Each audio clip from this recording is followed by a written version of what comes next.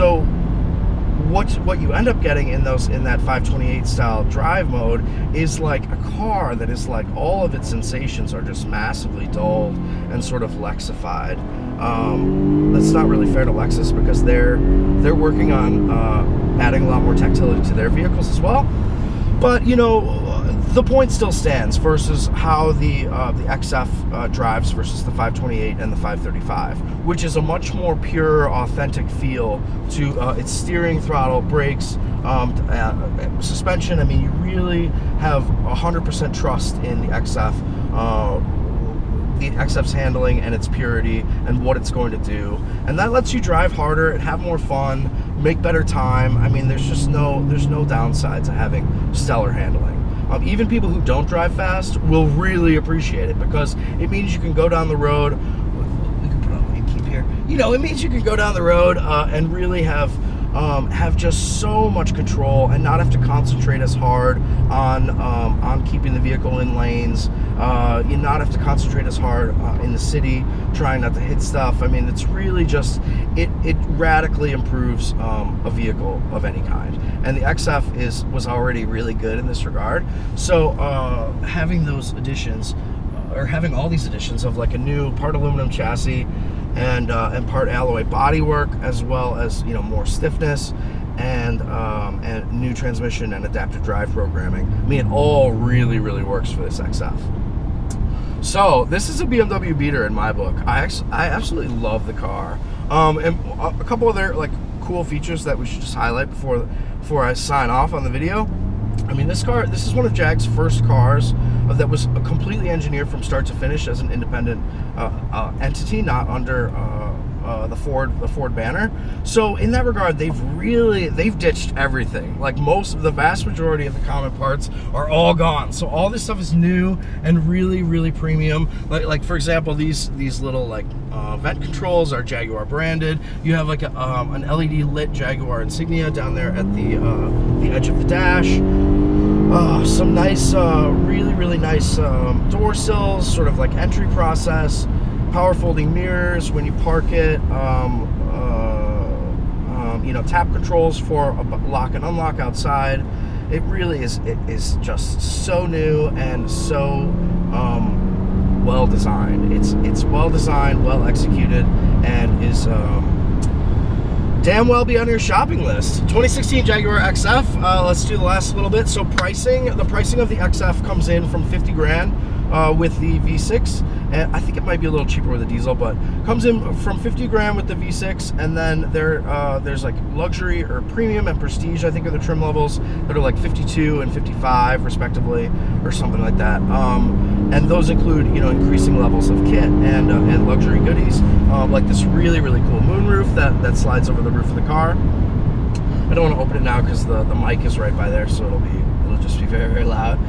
But so then finally, this XF35T R Sport is the most cranked up trim you can get from the XF35T, and that comes in with a sticker price of $60,650, so that's like $61,500 with delivery, and then with the options on this car, which include the $1,000 adaptive dynamic, or I think $1,000 adaptive dynamics, $1,000 for the head-up display, which is a skip, which is like not very good, which is it's single color, and it is, I mean, it's more useful than not having it, but is it worth $1,000? No. So that was the only thing I would skip. And then this paintwork is ooh, I don't know if you can see it, but you can see our reflection in that truck for the LED blinkers. Really just classy in every way. Here, I'll turn on the regular lights so you can see what those are like too. Okay, so we've got LEDs on. Back to our automatic function. The car has some of the best lighting, like at any price at this point. It's so good. I love it. Okay, so this XF R Sport with those options that we mentioned comes in with an as-tested price of $64,185. What we got exactly?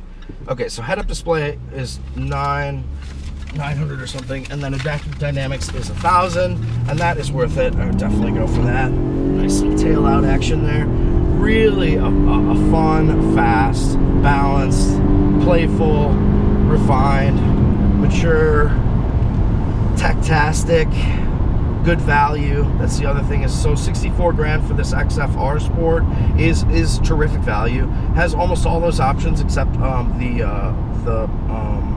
In Control Pro, which is you know, a couple $1,000s more, and is really just outstanding.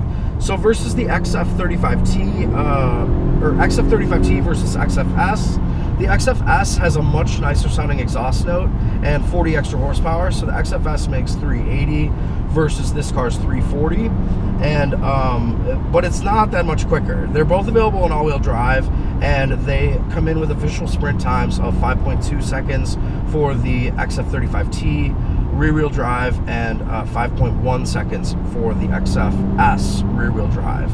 And both of those are down like a little teeny bit for the all-wheel drive versions. They're they're quicker with all-wheel drive. But overall, I mean, they're all like 5-second heroes. I mean, these are fast cars. The supercharger is sort of always on power. It really is good. Really is good. Let's see if it'll let me go to first. So we're in second. But really good passing power. Really good responsiveness.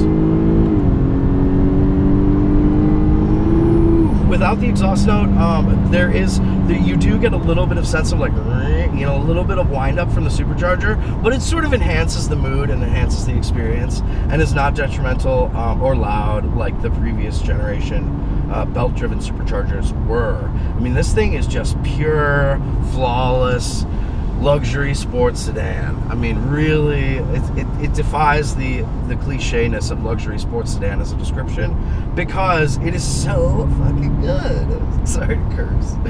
Oh, it's so great. This Jag is awesome. I really don't want to give it back.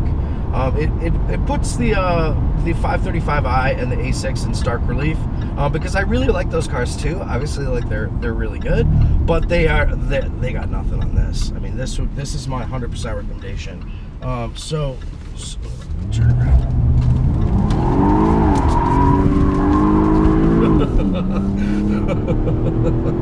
So that was a little bit of a wild U-turn there, but it demonstrates the performance. And you know, I haven't actually broken traction in this car very much, but you can see, I mean, any driver would be able to get a hang of it instantly. It's 100% trustworthy and very just playful, joyful. Oh, I can't think of any other adjectives. So back to the value point. So 64K, you know, is a big investment for anybody picking a new car. But the advantages of going Jaguar for 2016 and beyond is you have 5 years, like a 5-year, 60,000 mile warranty, bumper to bumper for everything. So that's really good for the luxury segment. And then you also have, I think, 3 years of Jaguar Elite Care, which is like, you know, free loaners, roadside assistance, free maintenance for many of the major items. You know, like oil, filters, wipers, stuff like that. So you really have, they've done so much to get Americans on board with the Jaguar brand and get us into XFs. I mean, the least you could do is give this car a try. And I guarantee for at least 30% of the people who are 5 Series loyalists or love the E-Class, for example, will really instantly bond with the Jaguar XF. In a way that they didn't think was possible with this latest generation of super high-tech vehicles. You know, because as you add tech, I mean, you lose a lot of sort of, it's not a, you know, you lose a lot of purity sometimes. And that certainly applies for the Mercedes, Audi, and BMW models in this price range. The XF35T R Sport is a 10 out of 10, a great car. One that with like a K&N cold air intake and perhaps some aftermarket wheels would really be one of the best looking vehicles on the segment, and a direct competitor to the Audi S7 in performance, price, quality, image, and overall appeal. It's superb. See you guys.